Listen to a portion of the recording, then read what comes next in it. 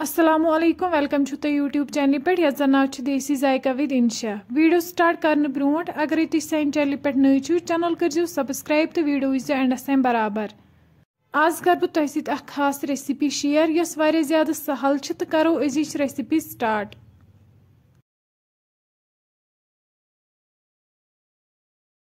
Recipe खतर निमुत boneless chicken यथ लकट लकट pieces थमित बनत।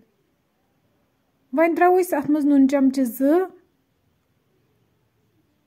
चाट मसाला चमचे 1, गरम मसाला चमचे 1, गार्लिक पेस्ट चमचे 1, बेसन चमचे 2, मरचांगन चमचे 1 तो रलावुक सारी इंग्रेडिएंट्स असल पॉइंट।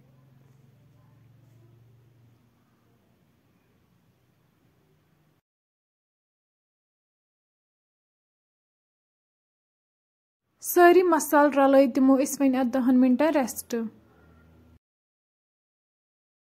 वन नी ळव 2 अमन दिल थोमुत तुलित तो अमन बनाओ स्लाइसेस।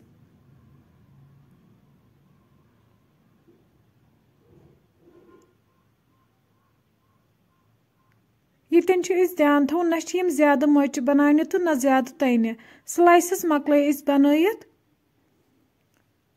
वन बाउल अत मज त्रो 1 कप आब, 3 चमचे बेसन अत बैटर बनाउन।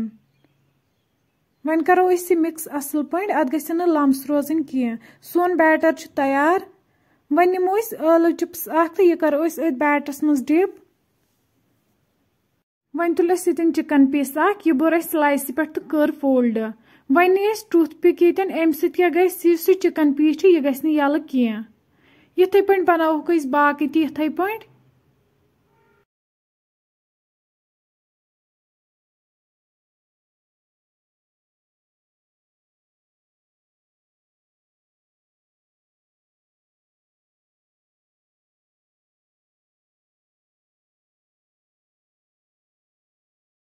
तुम हेकु वुचित यम बिल्कुल तैयार।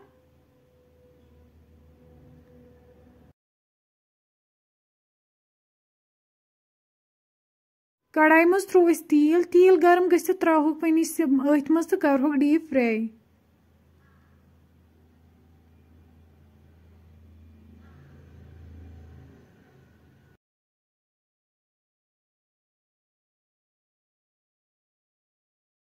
अक साइड फ्राई गमित तो वन करोक बी साइड तो फ्राई।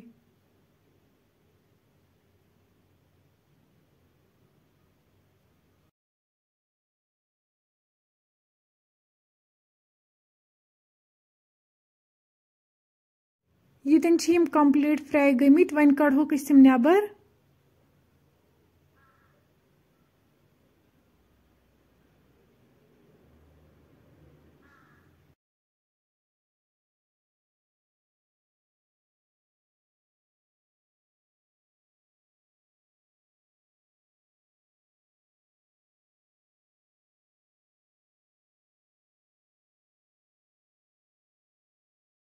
वन त्रोक बाकी पीसेस तो इथे पे तो यम डीप फ्राई कर।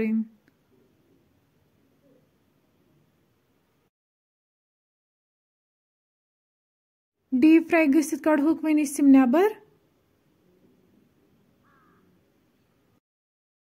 फ्रेंड्स यह सन अजिच रेसिपी। अगर तुम सन रेसिपी पसंद आमु चैनल कर सब्सक्राइब तो बी दीजो पनुन फीडबैक। अल्लाह हाफिज।